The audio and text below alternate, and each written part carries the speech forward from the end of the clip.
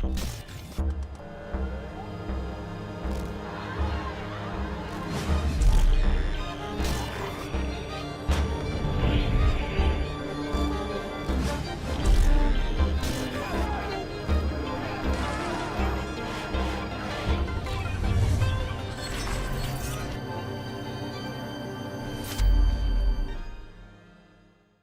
Joseph is the founder of the Zeitgeist Movement, a grassroots worldwide organization that advocates an alternative economic system based on sustainability, cooperation, and human need. His most recent book, The New Human Rights Movement, delivers a startling exposé about the violent oppression that defines our economic order, while issuing an urgent call for global activism to unite to replace it. I sat down with Joseph to talk about the contradictions and crises of capitalism, and what he advocates to save the future of the planet from catastrophe. Peter, you have a very interesting background, having worked both in advertising and equity trading. Let's talk about advertising first. What function does this industry serve in today's society? The best way to explain that is to look at the fact that our economy is based on consumption, and advertising is the arm of creating artificial demand. And without that arm, and it's so polluted, as you know, I can't even imagine what the world would be like without advertising, but without that arm, you wouldn't have people aspiring to things that are highly irrational, abused by our social inclusion. When advertising presents something to the community that seems to be something that some people want, it spreads like a virus and then everybody wants it, because it's an issue of social inclusion, which is a part of our biology, because that's how we identify. We identify and define ourselves by how others see us and how we are included in the group. So it manipulates our most primal sense of humanity in order to sell things. And again, back to my original point, if you didn't have that arm in our consumption-based society since the Industrial Revolution, the economy would collapse. That's a very unique point to make, because when you first start an economy of this nature, like in the agrarian society and then in the handicraft industry, you're meeting demand, right? That's the point, and that makes sense. But at some point, this kernel seed had to change, because when you have such a highly efficient, productive society that we have now, at least in the technical sense, not in distribution sense, because we have poverty and all that, but at least in the technical sense of what we can create, the efficiency, abundance, you have to have demand created now. And that's basically the kernel seed of one of the central flaws of market economics or capitalism that has come to fruition today. Not only destroying human psychology, but destroying the environment simultaneously, because you have an insatiable culture that's been literally generated. And as I detail in my book, in the National Association of Manufacturers, mid-20th century, they were actually arguing that consumerism was the best defense against communism and totalitarianism. This incredible PR campaign went on for, well, it still goes on really, but it's echoes of the original intent to transform society into one that just wants to buy and consume. And then progress, of course, being defined by what we produce. More stuff we produce, the more you buy, the more you own. That must be progress now. It's an incredibly disturbing just realization that this does nothing to benefit society. In fact, it's just literally created to keep society afloat, the economy afloat. Yeah. It's a kind of cultural violence. The more people promote consumeristic values, vain, materialistic values, the more they want more and more, of this and that, the more they flaunt that kind of phenomenon, the more they create what is termed by Johan Galtung cultural violence. Because if you create a society that thrives in this type of self-identification, you're basically also promoting not only the destruction of the environment, but the diminishment of others. Because you're saying that I can afford this, I have the status, and I'm better for that, and this person can't. And we see that phenomenally amplified today in the modern world with the winning community and our lovely president and his rhetoric. It also carries over into misogyny and everything else, as I'm sure you know. Fairly recently, he said, well, we want to have rich people in charge of the economy because clearly they must be good at it.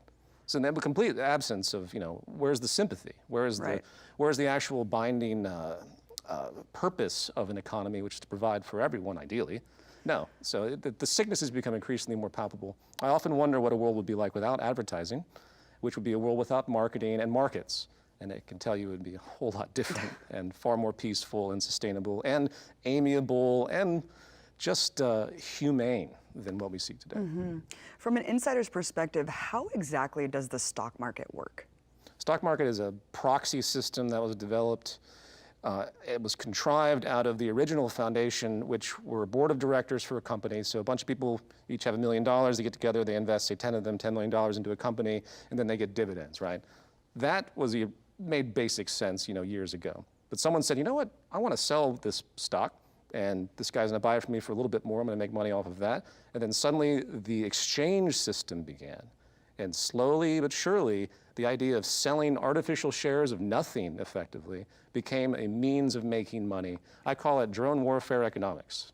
It's just like people that drive drones, they don't see any kind of humanity as they drop bombs across the world. The people that trade the stock market have no idea what they're doing when they're shorting, say, the currency of some small country, effectively contributing to that country's decline. But back to your question, it started off as an innocuous kind of investment strategy, and then it moved into this thing where you have people artificially trading things for no other purpose. 83% of all stocks are owned by 1% of the population. It is one giant money-making machine for the elite. And the financialization of it all, because financial services have become so large, and the money, only 5% of US population is in financial services, yet 30% of all GDP is taken by that. And that doesn't even account for all the growth over the years that is attributed, that we know, to the upper 1%, upper 10%. So this is one of the most powerful political centers now simultaneously, and it's truly despotic that you have effectively the most powerful and profitable system on the planet now, one that creates nothing. It's there to simply make money out of money. So it's a cancerous disease. It's what happens in financially mature nations that have pretty much run out of the angling required to keep as maximizing profits in a given industry. So instead, they move to financialization, and it moves in all sorts of other despotic things like dead peasants insurance. These are companies like Walmart that would take out insurance on their employees and get paid when they die, things like that. So it's just this commodification of everything.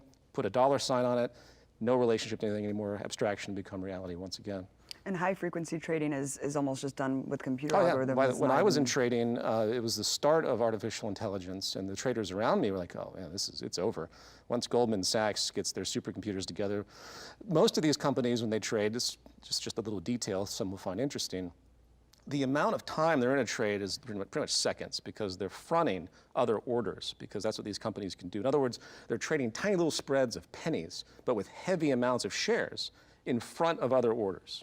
And then they use computers to do this, and then they can generate literally millions of dollars off of fractions of time spent in and out of the market on a giant microprocessing level. Anyone that thinks today, especially, that Wall Street isn't rigged needs to wake up, because there's no way artificial intelligence isn't dominating. It's pretty much all the big investment banks with their artificial intelligence versus other people's artificial intelligence at this point. There's no rhyme or reason to it when it comes to human perception. So in effect, you have this giant money-making machine that the public has been roped into, such as their retirement, and all the things, the IRAs that for some reason are now connected to the market.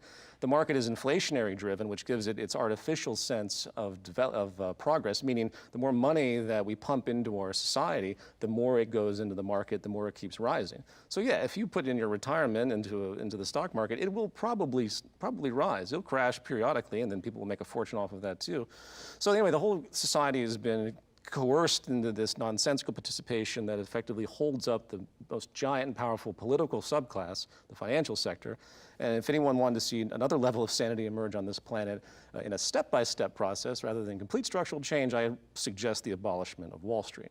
There's nothing positive about what this institution does. And those that say that it's there to help investment, you can invest in anything with direct money without the need to go IPO. The $700 billion float of Apple has nothing to do with what it actually produces at all. It's just what the people are trading and buying and moving the stock around. It's just the game. And it's too bad that people are so ignorant about that. It's a siphoning machine that is taking basically money from the lower class and bringing it to the upper class through different mechanisms. And a lot of people who are middle class, lower class, don't invest in Wall Street because it's just completely too abstract for them. But everyone participates in debt-based currency and the way that the currency operates. How does it make sense that there is more debt than there is currency? Good question. Mainly because of the interest that's charged. Because in capitalism, every product has to have something that makes money, that makes a profit. And then when the sale of money, which is what banks do, they create and sell money effectively. When they lower and raise interest rates, they're changing the price of what it's going to cost you to get money in a loan. And then they produce interest, obviously, and that interest doesn't exist in the money supply. So you have today about 200 trillion in debt in the world and about 80 trillion in currency. So what does that mean? It means that those that are holding the bag in the lower class are the ones that get screwed when you have economic declines. There are always going to be bankruptcies and things like that that happen in a kind of classism, the structural classism that I call it, that effectively hurts the lower class. And the fact that people don't see that either. I mean, debt goes back 5,000 years. It has been in lockstep of something else that we're familiar with called slavery. So debt, peonage, slavery, convict leasing. Even today in certain areas of Asia, they have debt that's passed through generations, from farmer to child, and that child has to continue working off its father's debt in effectively a kind of post-neo-feudalism. So this phenomenon is there, and it's unfortunate that more people don't see the actual intrinsic problem of debt. And the solution to that, you can argue that you could get rid of a debt-based currency and so on, and I've had many conversations with people about that, but the question is, why hasn't it happened? Because it's intrinsic to the function of capitalism. And it's not even that they act insidiously, it's just what their job is. Their job is to make money out of nothing and sell it to people, and then when the people can't pay it, they take their property. And that property goes, it's just another funneling system. And here's another thing I'll mention. All the money that's made in the world comes from the lower class taking loans. So right now, less than 63% of Americans have $1,000 in savings. Yet the lower class, that same subclass, is what takes on all the major loans, home loans, car loans. That money comes in, the people buy all this stuff, and then that money that's spent goes basically right back up to the upper class again, because as we know through the growth of the past 10 years, all of the major income has gone to the upper 5 to 10%.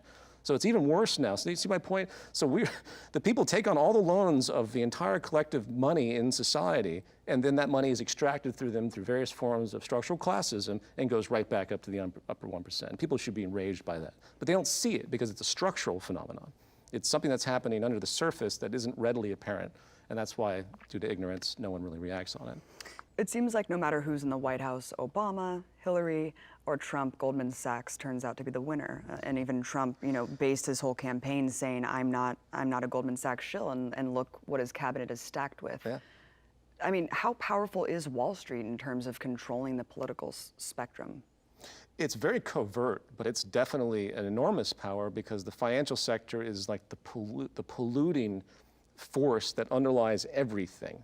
And it's very difficult for people to understand that the major corporations have to be in bed with these major banks, and due to financialization, they ultimately bleed over into investment banks.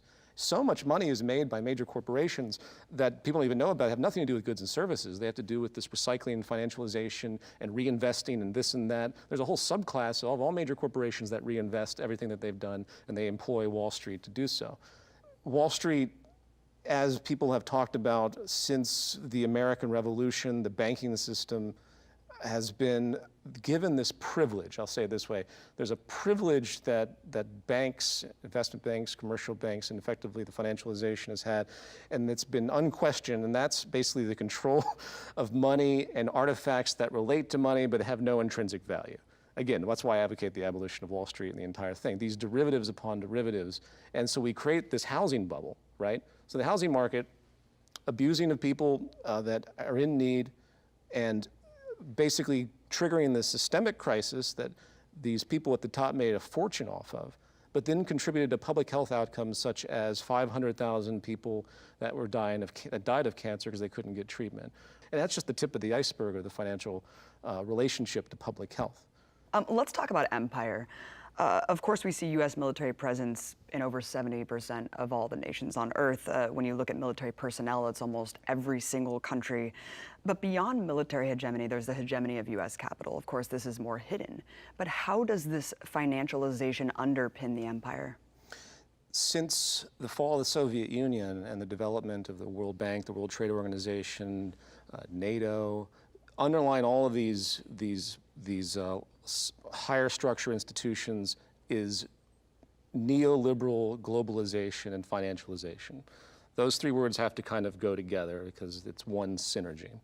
And since the attempt at a different type of social order has been officially squashed, The World Bank and the IMF have gone out of its way to make sure neoliberal policy is employed everywhere in any country that doesn't have that interest, such as Iran, such as Iraq, such as Syria, such as a long list of countries, such as Libya, that have tried to do something different or have been on the outs for whatever reason, but usually have economic roots that go back in history to some degree.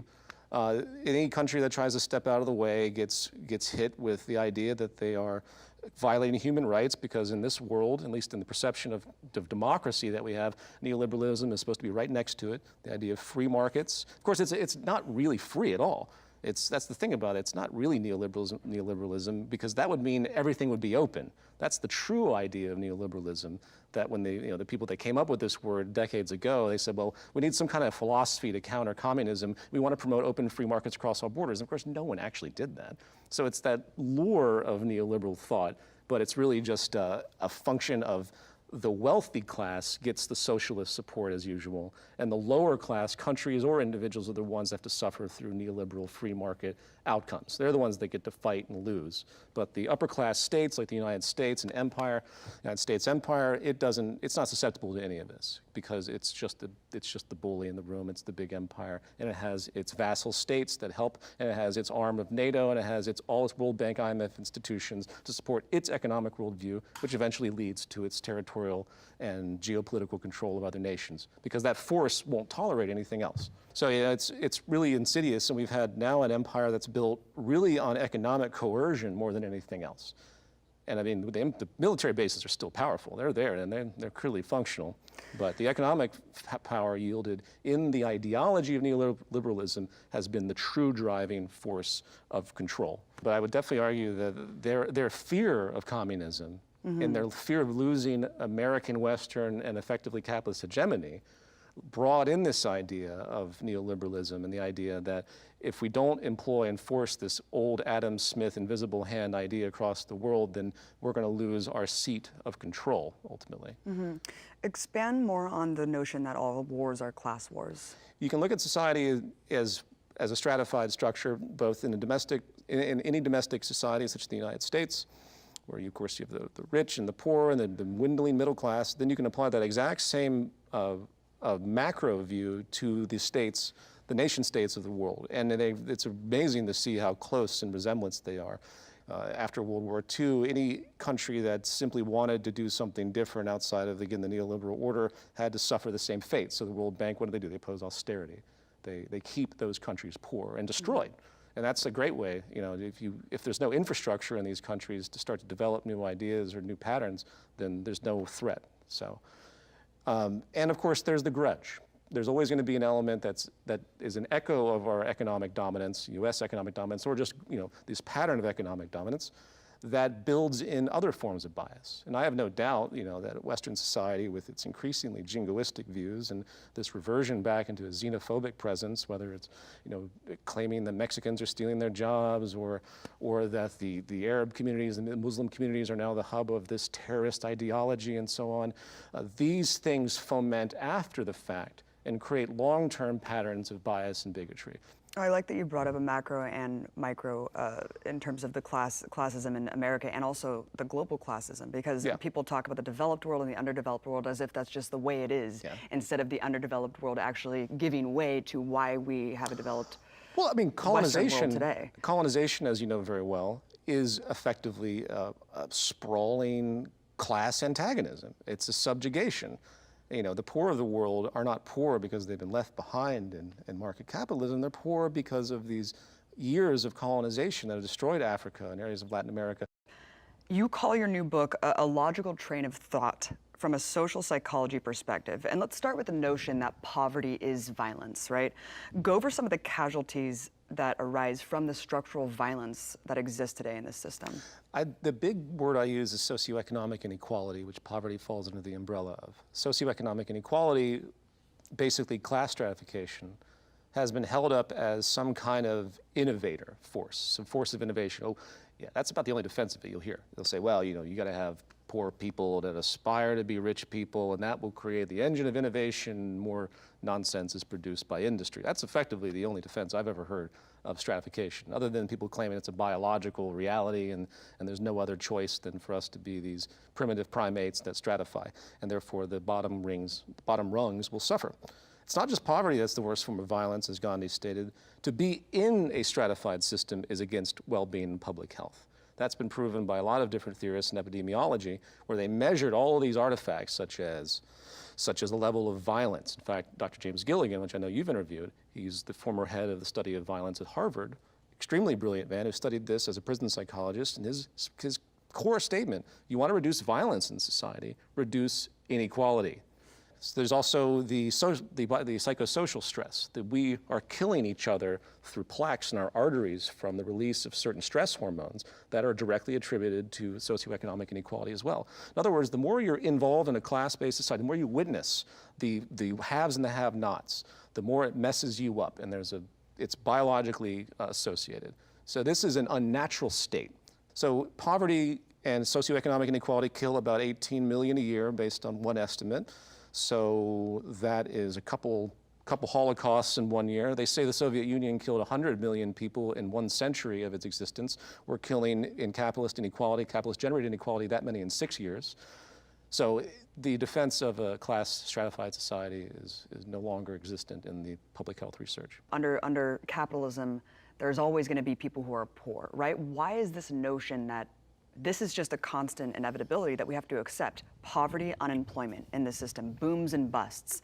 This is the most odd thing to me about capitalism, is the acceptance that these things are natural. First of all, the massive vehicles of class war. Every time there's a bust, it doesn't affect, the wealthy can endure that. So they can find ways to work around it, but that creates cheap labor, boom, better for the owners of the country and the owners of big business and finance.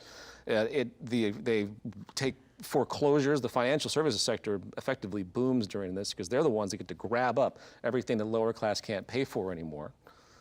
And then when the boom starts happening again, the QE or all the things that the central banks do invariably go into the powerful corporate and financial sectors, because we still have that philosophy of trickle down. We still have the idea that you have to pump money into big business and effectively the stock market in order to generate more activity that will float down to the lower class.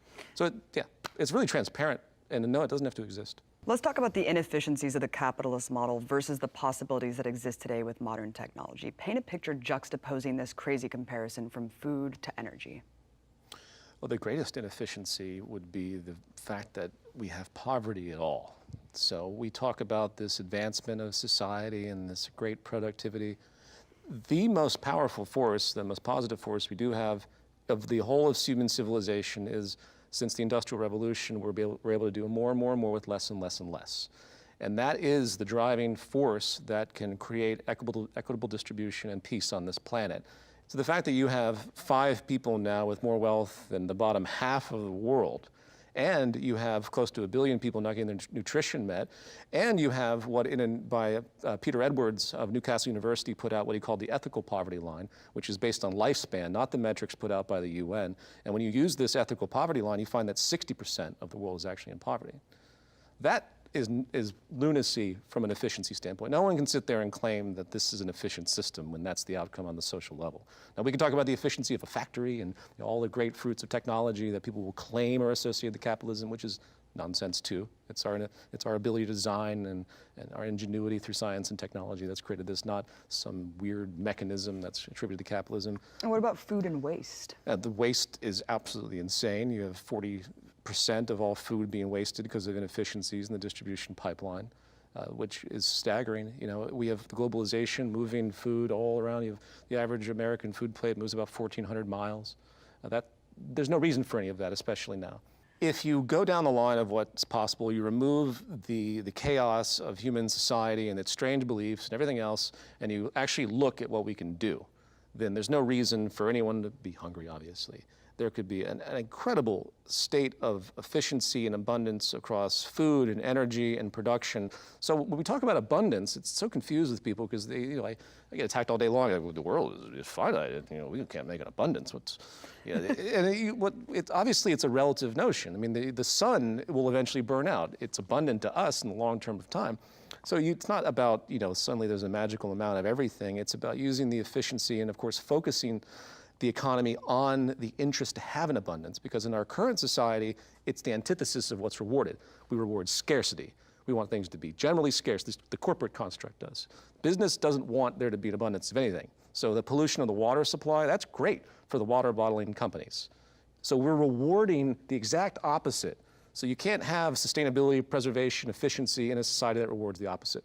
And therein lies the great contradiction of the capitalist system. And in terms of energy, I mean, what is possible right now? I remember reading that just such a small area in like Africa could power the entire continent plus part of Europe. I mean, I do an analysis in the book that just looks at all the basic renewables, and each one of them has the capacity to create a global abundance and meet the current needs. And you put them all together in a synergy, and then make basic what's called mixed-use systems. It's a little bit technical, but we don't have any kind of systemic incorporation in our cities, not like they should be. Every single house today should have solar panels that not only power the home as much as possible, but they run the energy back out into a central grid. Suddenly, everything becomes an attribute of energy development. It's shared. And you do that if someone created a society there's a few smaller cities in Europe that are doing that with outrageous efficiency potential. So when you put all that together, it's absurd. It's absurd. You know, everyone in small pockets and these entrepreneurs are doing their best, you know, even like Elon Musk and the battery technology, and they're trying to do something, but there's no concentrated focus. There needs to be basically a Manhattan Project to figure out what the best solution is globally, to unify the synergies of all of our renewables and to make them all work. And if we did that, if we actually got the minds of, say, all the universities together right now, and you had a university project across the entire world and said, we're going to focus on this problem right now. What is the combination of renewables? How do we distribute it across the world? And how do we make it create an abundance at zero cost effectively? And I guarantee if you did that, it would happen probably in 6 months. The intent of the business class isn't that they willfully want to repress sustainable, abundant resources and products. It's that they know deep down, just like everyone knows about a lot of things in their subconscious, that if they did that, they make themselves obsolete. And no business on this planet is going to try and make itself obsolete, no matter how green it claims to be. But that's what it leads to. If anyone really wants to improve the ecological state, specifically the type of transformations required, would effectively would cut energy industry back by half at a minimum. There would not be that many people employed, and money would not be made anymore, because we have that ability in technology now to create things that last, that will work, that will be modular, updatable, without that need of the servicing and constant turnover that we see in the current energy industry sector. Really quickly, let's go back to just what's possible. Can you explain the notion of vertical farming? Because I don't think a lot of people realize what that is and the potentiality. So I did an extrapolation in the book regarding vertical farming based on a study out of Columbia University. And what I've calculated crudely, and I did this deliberately to show the extremity of it, if you apply vertical farms to the existing agricultural land, just in theory, I think it was a 15-story, you would produce enough food for 34 trillion people. Now people say, well, we can't, obviously you have different regional things and irrigation and so on, but it makes moot when you look at that type of number of potential. And the reduction of energy, basically vertical farms allow for an extreme reduction in the need for fertilizer, the need for light and energy, and the need for water. And the examples of this that exist in different places, granted, you're obviously not producing meat. I mean, and in truth, human society has to get away from animal agriculture anyway if it expects to be sustainable.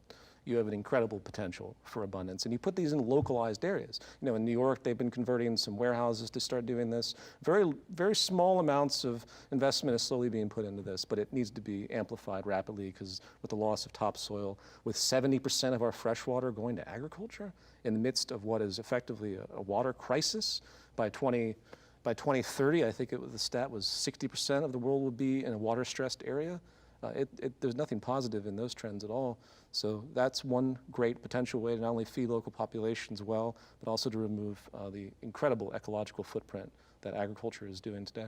Automation is also used constantly as a talking point against the rise in labor standards, right? Against wage increases, because it will take away these skilled jobs. We saw this in the 80s with car manufacturers. We see it today with restaurants, fast food industry, stores, right? CVS, et cetera.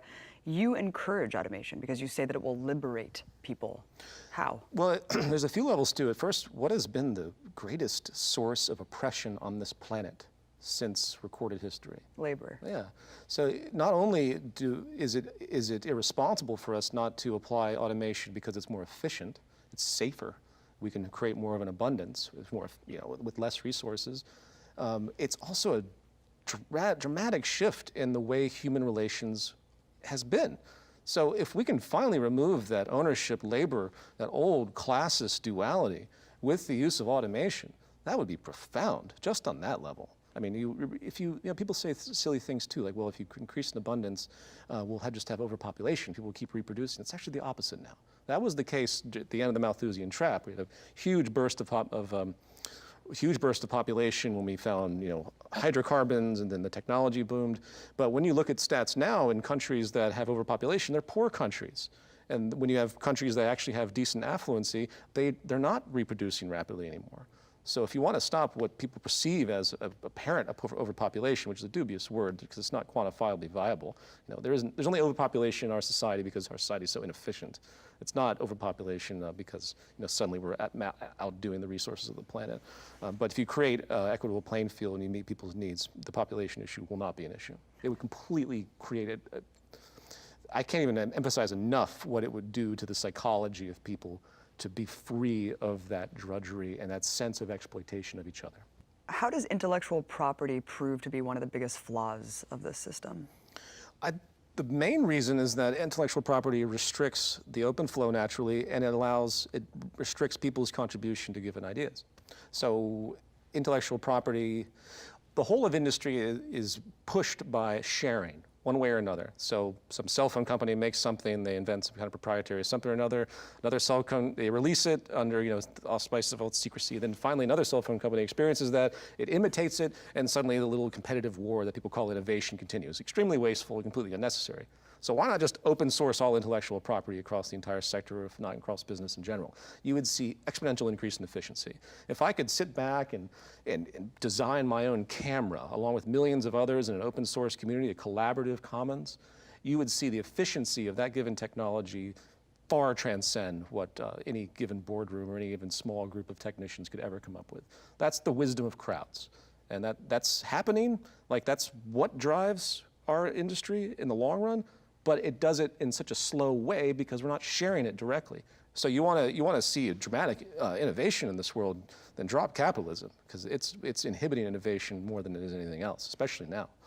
Yeah, completely inhibiting the medical field as well, just all these patents on medicine, it's disgusting. Well, I mean, think about the people that wanted to make generics. I did document this in the book as well. There were people suffering from tuberculosis and HIV-related diseases, and they were looking to make their own generics. And the Western pharmaceutical industry, including all the way up to the White House, said, nope, intellectual property restricts you from producing this, you have to buy it from us. And finally, they gave them a little bit of a discount. Only hundreds of dollars, not thousands per pill, per cancer pill. No, and you bring up a good point. The medical industry is the best example of artificial scarcity. The idea that these pills cost, I have a family member that had cancer and they gave her this little thing and they stuck it on her arm, and it was $17,000 for this little piece of plastic that simply injected a fluid into her. $17,000. There's no way.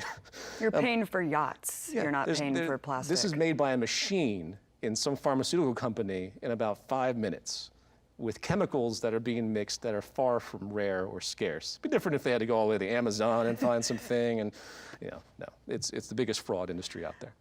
I think another fraudulent fundamental basis of the whole system is competition, because we're all ingrained with the notion that all these technological advancements come from competition, incentivizing, of course, the development of these ideas. You discussed the need to move from competitive to collaborative. Yeah. Why is competition not all it's made out to be? The first problem with competition in a market system where everyone's competing for market share, meaning money, the competition becomes, the innovation that's produced is artificial. They're not trying to improve on something to meet a human need. They're trying to improve on something to sell.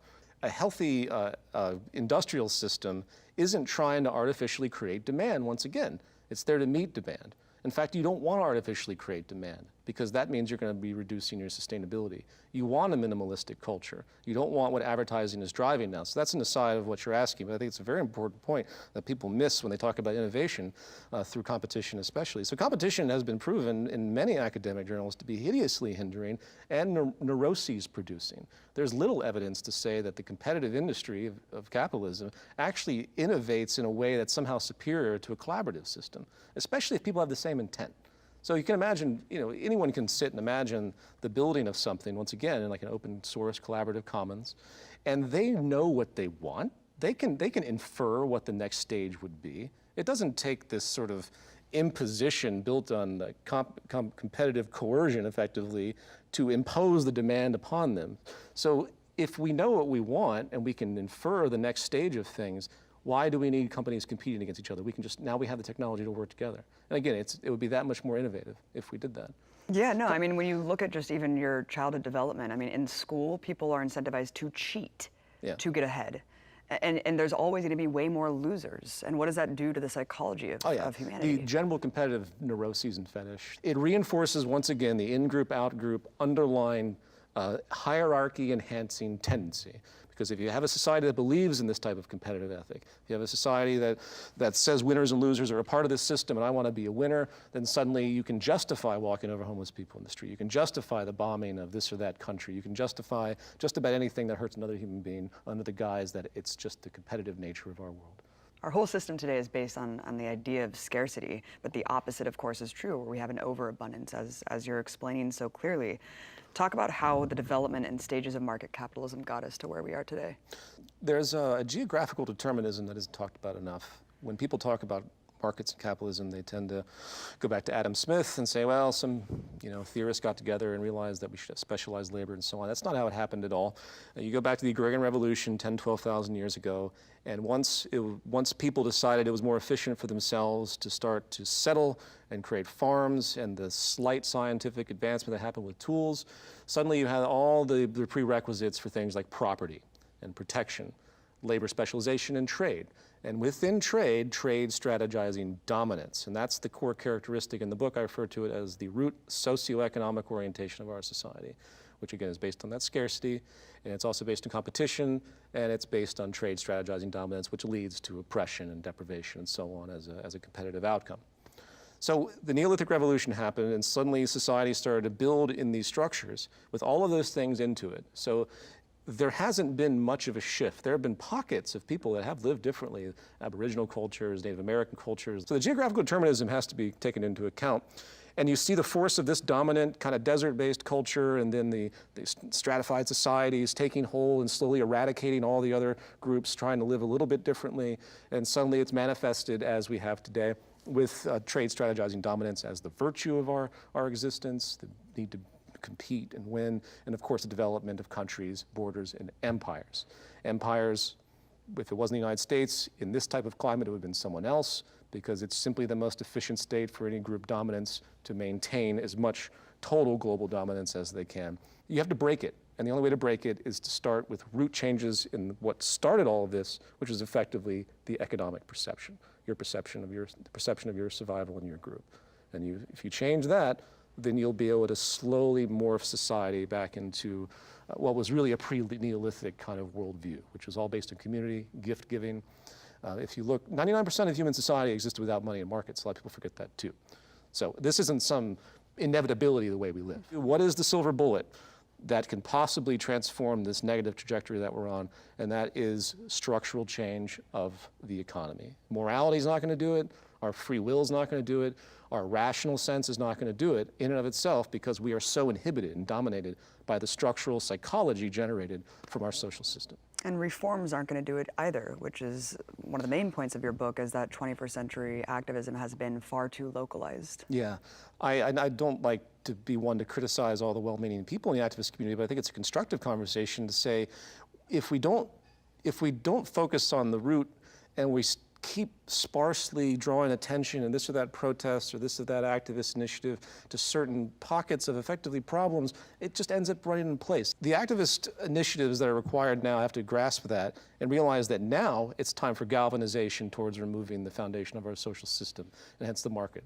We have to start to move away from market economics as rapidly as we possibly can to save our ecology and to save the stability of our society in terms of group relationships. The antagonism that's created with our class system builds into all the other antagonisms we see, whether it's gender, whether it's race, whether it's nationalistic. So it's like that central kernel that keeps amplifying the worst of our group or anti-group associations. How do we socialize and localize the enterprise, and who is standing in the way of this being done? And obviously the forefront of it are the ownership class, as it's been historically called. The power structure is defined by the ownership class. And going back to the state has always been comprised of the heavy business interests of any given society, heavy economic interests, even before business was a thing, so to speak. And what incentive do they have to want to alter their position? That's why it's going to take a galvanized force of activists that the world probably has never seen in order to overcome this hurdle. And I'm not promoting any kind of violence or anything, but there has to be something that stops this thing in its tracks before the ecological crisis, if it is allowed to materialize in the way the trajectories show, between climate change, between the water scarcity, between all the other levels of pollution that are coming to fruition, the incredible amount of waste, more plastic in the ocean by 2050, more plastic than fish in the ocean by 2050. Good God. The general destruction of the oceans, overall, because of various factors that are happening. If this is allowed to materialize, and this is what I argue at the end of the book, it will just create that much more class antagonism and make it that much more difficult for us to pull out of this horrible in-group, out-group phenomenon and the oppression that we see. So there's a time limit ticking down, because if things start getting literally scarce, remember the First and Second World War were dominance wars. They weren't based on scarcity. The kind of wars in the future, if scarcity hits like it's going to, if we don't change, it's going to be cataclysmic. The human society hasn't seen that yet, hasn't seen an actual resource war, not a real one. Not when water is now limited and people are going to go to war over it. And it's ridiculous to even think that would happen, frankly, because we have all the technology to resolve it. But the arrogance of the people that are in power and the myopic view of the business community is such that, again, they blanker these things out in favor of the general structure, and they're willing to forego the well-being of others euphemistically in order to preserve their positions. So no more respect needs to be placed on the billionaires of this world or the political establishment. I'm not saying that people should be just arbitrarily ridiculed, but we have to break the cultural violence, this incessant impulsive thing that's happened in society where we worship class and status and billionaires. And it hasn't gotten better. It's gotten much worse, as again, I think the Trump's election signifies. And we should loathe people. Anyone that's a billionaire that doesn't say, I'm sorry, I'm a billionaire, but I'm gonna do my best, that's someone you would respect. Anyone that doesn't question the fact that doesn't raise the issue that it's wrong for it even to be possible that a billionaire can exist in this planet, it's just as it's wrong that someone should be sleeping on the street in their life. If that isn't pointed out, then the neuroses will continue. It certainly is not gonna last, and your book is incredible. Again, everyone check it out, The New Human Rights Movement. The end vision for this book is a beautifully democratized symbiotic ecosystem almost, where people are collaboratively growing society. Yeah. Talk about how you lay that vision out. Well, in terms of transition, there are 5 steps. So I try to be as direct as I can, because it's very easy to just bring up theory. So the 5 steps are the application of automation that we've talked about, the access of things as opposed to property, which doesn't necessarily mean that suddenly no property exists. It means that the society is incentivized to share what it has. Then there's open source, which builds into the access phenomenon. Open source is what will create the innovation. Then there's the localization phenomenon. That's where we finally realize we keep a global sense, but we realize we don't need to have all of this industry spread all over the world in order to satisfy a community on the other side of the world, you know what I mean? So that's that one. And then the other one is this more difficult thing to bring up called digitized network feedback, which all that really means, you track all the transactions that are happening, economic transactions, and it can be within a monetary system or without, and you have all the feedback that you need to know what's happening in an industry. So you put all these together, and you end up with a system that incentivizes people working together, incentivizes people sharing, all those kindergarten things that we're taught, remember? All those things that we're supposed to have in our values that are completely robbed of us as we grow older, and we realize that all the things we were taught as children that are ideal values were apparently wrong, because no one ascribed to them anymore. And you have a non-competitive society, obviously, and you have a society that's actually sustainability focused because we're understanding what we're doing. So it creates peaceful coexistence, more peaceful coexistence, and peaceful coexistence with nature, meaning we're not overexploiting. And the only caveat to that, and I want to bring this back up because this isn't a totally deterministic, mechanistic view, is that we have to have a mature culture that doesn't thrive on this over-consuming, materialistic, vain idealism. That is the great, that's the great argument I hear from people. But I envision a world where people are actually able to get what they need, and it becomes a social reality as opposed to a material and vindictive and status-based reality. It doesn't mean that hierarchy doesn't exist in the future or in an idealized society, because there are other things that we do. I'm not a visual artist, you're a visual artist, I'm a musician. There are natural hierarchies that happen, and we respect those hierarchies because we appreciate the talents of people, not because they have more money than you, therefore you're supposed to glamorize them and look up to them as though they're better than you. That is a complete contrivance. So there's always going to be a natural hierarchy, which is good, because that proves our group mind, it proves our collaborative sense that you can do things that I can't do, and so on and so forth. That's what motivates the collaborative sense and the power of our society as a civilization. And if we can bring that formula together, we could get everything back on track.